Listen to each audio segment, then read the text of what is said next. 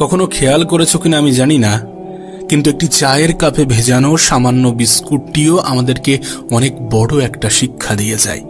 আমাদেরকে বুঝিয়ে দিয়ে যায় যে কারোর প্রতি বেশি ডুবলে নিজেকেও ভেঙে পড়তে হবে।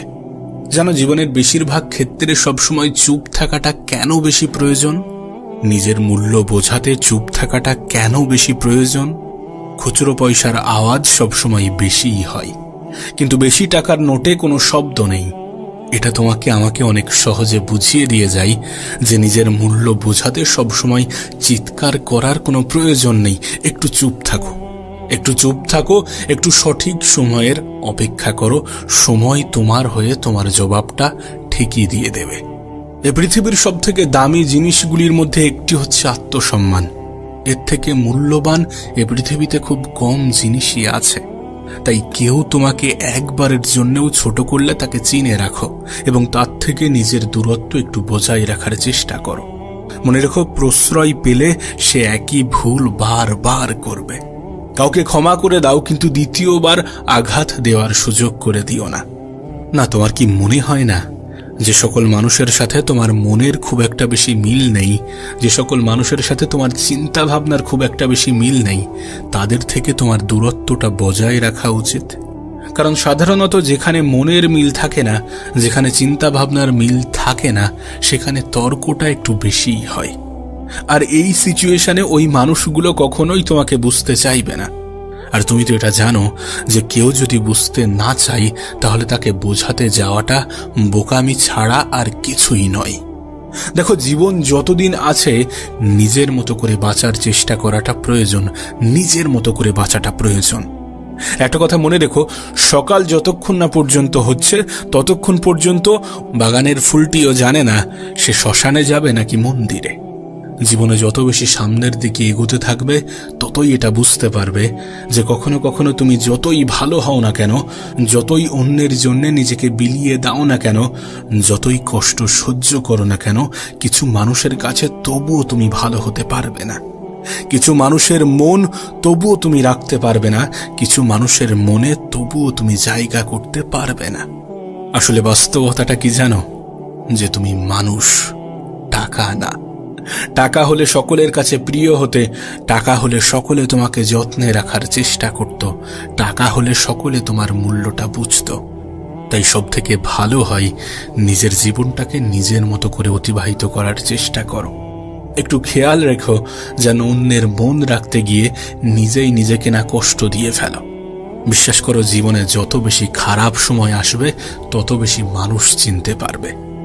ওই যে একটা কথা আছে না, যে জলে না নামলে যেমন সাঁতার শেখা যায় না, ঠিক তেমনি মানুষের জীবনে খারাপ সময় না আসলে ঠিক মানুষ চেনা যায় না। জীবনের অনেক সময় কঠিন পরিস্থিতি, কঠিন সময়কে দেখা যায় শিক্ষকের ভূমিকায়। আমাদের জীবনের সবথেকে গুরুত্বপূর্ণ শিক্ষাটা শিখিয়ে দিয়ে যায়। তোমাকে বলবো, ছোট ছোট ভুলের ক্ষেত্রে একটু সচেতন হওয়ার চেষ্টা করো। তুমি তো জানো, একটি ছোট্ট ছিদ্রও বিশাল জাহাজকে ডুবিয়ে দেওয়ার ক্ষমতা রাখে। জাহাজের সামান্য একটি ছিদ্র সেই বিশাল জাহাজকে ডুবাতে পারে। তাই নিজের ছোট ছোট ভুলের ক্ষেত্রে একটু সচেতন হওয়ার চেষ্টা করো, নিজেকে একটু সচেতন রাখার চেষ্টা করো। কতটা অদ্ভুত না, যে সমুদ্রে ভাসমান জাহাজও আমাদেরকে কত কিছুই না শেখায়। তুমি দেখো, একটা জাহাজ কিন্তু ততক্ষণ পর্যন্ত ডোবে না যতক্ষণ না পর্যন্ত সেই জাহাজ সমুদ্রের জলকে নিজের মধ্যে প্রবেশ করায়। ঠিক তেমনি একটা মানুষ ততক্ষণ পর্যন্ত হাঁটতে পারে না যতক্ষণ না পর্যন্ত সে অন্যের বলা নেগেটিভ কথাগুলোকে নিজের মনে জায়গা দেয়। তোমাকে একটা বাস্তবতা বলি, যারা তোমাকে তোমার জীবন সম্বন্ধে ভয় দেখায় যে তোমার দ্বারা কিছু হবে না, তুমি কিছু পারবে না, তোমার মতো অনেক এসেছে, অনেকে গিয়েছে, অনেকে অনেক রকমভাবে চেষ্টা করেছে, যারা তোমার জীবন নিয়ে তোমাকেই ভয় দেখায়, তারা আসলেই ভয় পায়। হ্যাঁ, তারা ভয় পায় যে তুমি না জয়ী হয়ে যাও, তুমি না জীবনে বড় কিছু করে নাও, তুমি না জীবনে ভালো কিছু করে নাও, তোমার জীবনটা না সুন্দর হয়ে যায়। এই সমস্ত বিষয় নিয়ে তারা সত্যি ভয় পায়, এই জন্য নেগেটিভ কথাগুলো তোমাকে শোনাতে চাই।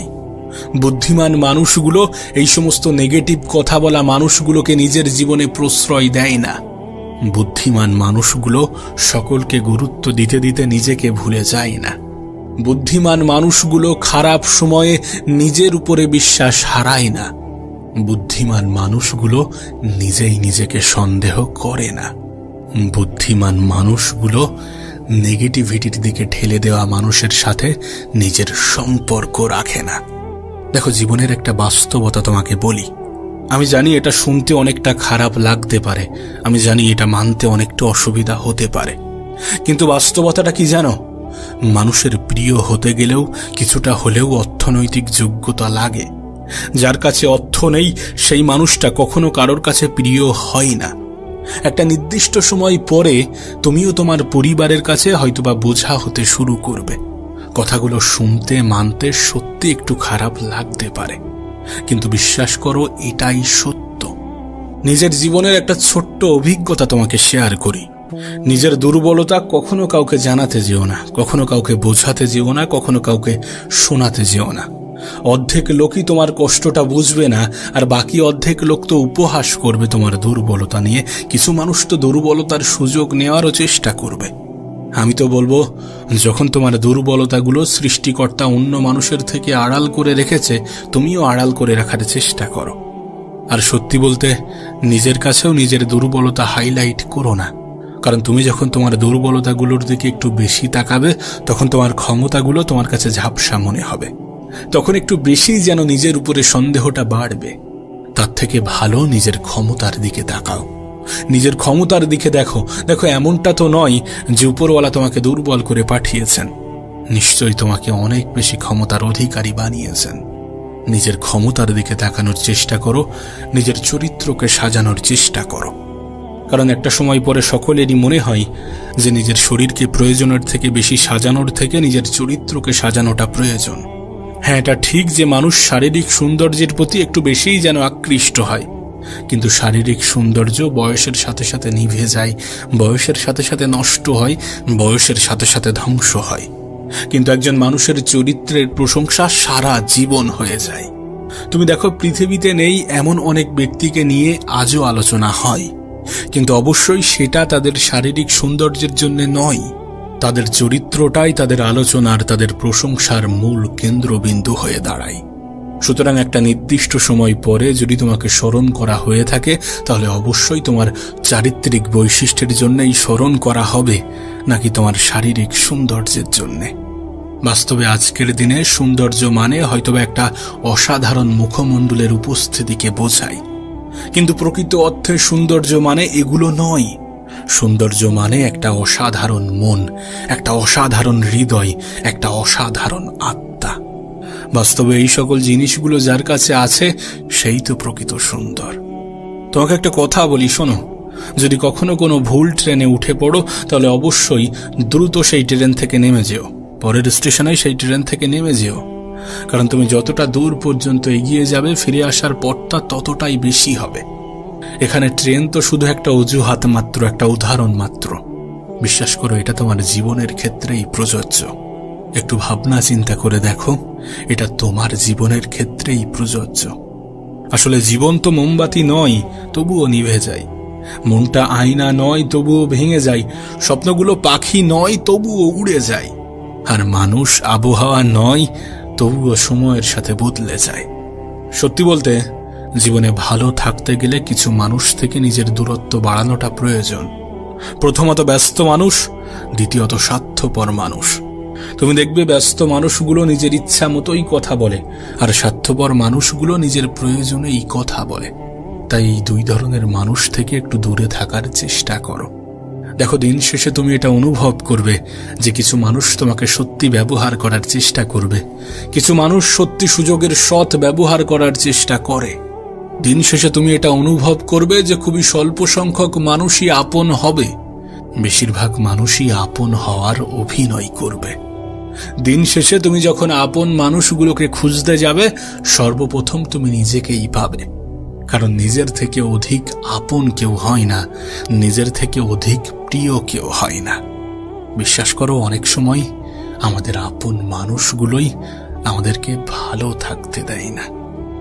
মানুষের জীবনে অনেক রকমের কষ্ট আসতে পারে, কখনো খাবার কষ্ট, কখনো ভয়ের কষ্ট, কখনো শারীরিক কষ্ট, কখনো মানসিক কষ্ট, কখনো পারিবারিক কষ্ট, কখনো সামাজিক কষ্ট। কিন্তু যখন এই কঠিন সময়গুলো, কঠিন পরিস্থিতিগুলো তোমার আমার জীবনে আসবে, তখন আমাদের করণীয় কি? বিশ্বাস করো, জীবনের এই সকল কঠিন সময়গুলোতে ধৈর্য ধরা আমাদের জন্য শুধুমাত্র প্রয়োজনীয় নয়, বরং আমাদের জন্য অপরিহার্য। সময়টা যতই খারাপ হোক, পরিস্থিতিটা যতই নিয়ন্ত্রণের বাইরে যাক, সর্বপ্রথম স্টেপ হওয়া উচিত ধৈর্য। কেউ আপনাকে একটা গালি দিয়েছে, তার পরিবর্তে আপনি তাকে 2টা গালি দিলেন, তাহলে আপনি কি ধৈর্য ধরলেন? কেউ আপনাকে একটি আঘাত করলো, তার পরিবর্তে আপনি 4টি আঘাত করলেন, তাহলে কি ধৈর্য ধরলেন? কেউ আপনাকে ফেসবুকে একটা স্ট্যাটাস দিল, আর আপনিও তার পরিবর্তে 3টি স্ট্যাটাস দিলেন, তাহলে কি ধৈর্য ধরেছেন? যখন আপনার অর্থনৈতিক